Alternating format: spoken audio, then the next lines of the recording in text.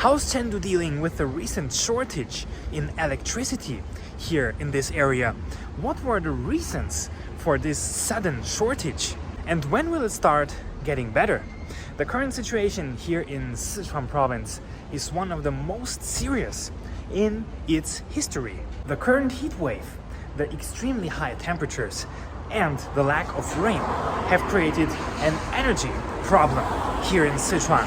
Join me in today's video. We will find out how Chengdu City is meeting and trying to solve this problem, what kind of measures have been taken, what do people think about it, and when it'll start getting better.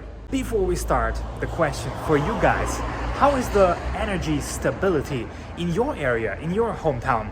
If there's a period of droughts, of extreme temperatures, of extreme weather conditions, is the energy supply guaranteed? Is it stable? Let me know in the comments below. If you're new to the channel, welcome to today's video.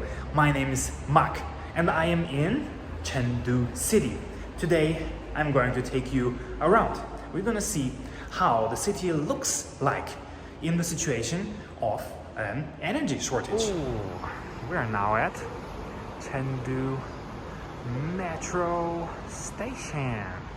As you can see, a lot of electronics and things have been turned off to save energy. A lot of lights also out.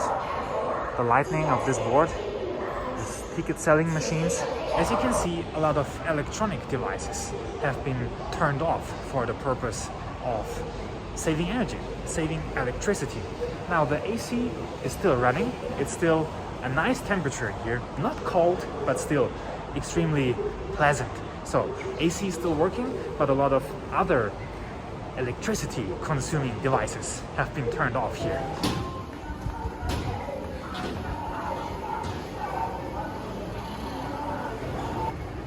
Going down doesn't work. Going up works.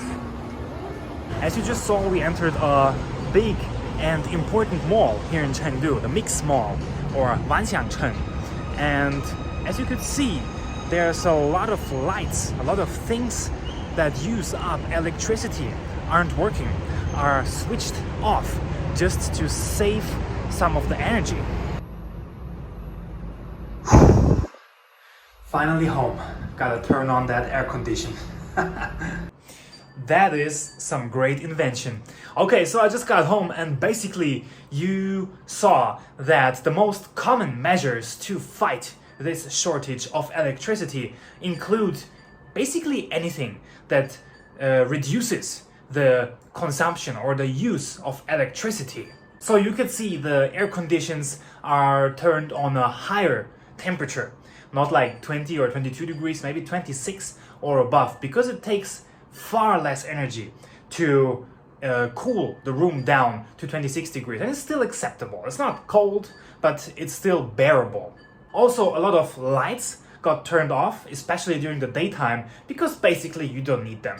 Also, the people are receiving texts every day to, if possible, reduce their electricity consumption. But as you see, as of right now, at my home, at my private home here, I still didn't have any issues or any limitations at all. So the private residential homes, they're still fine.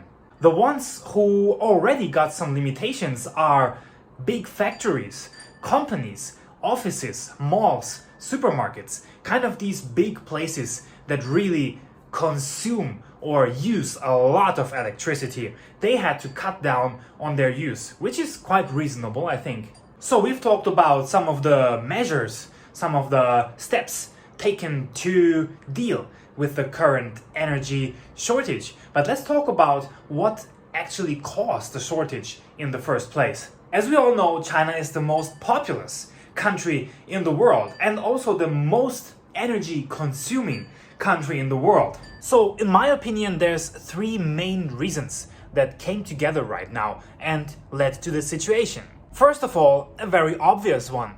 The temperatures go up, the weather gets hotter, the people start using more electricity. People start using their air conditioners. People want to have their rooms cooled down. The malls need to use more electricity. So obviously, the use of electricity went up. Secondly, and that is also related to the weather, to the climate, is that Sichuan province is a very unique place. They take a lot of their energy from water energy.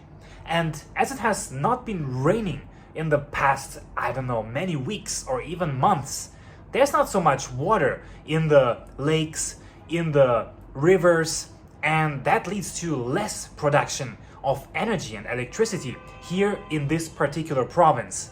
The third reason is closely connected to the first and the second one, which is Sichuan province has a lot of agreements, contracts with other places, cities, provinces, whatsoever. So even if their energy production goes down, they still have to deliver this energy. So right now you have the situation that they don't have enough energy or electricity here for themselves, but still have to export it to other provinces and places. So in my opinion, it's a very complicated and interesting situation, but I also think that the local government, the local people reacted quite well. There's no panic, there's no worries.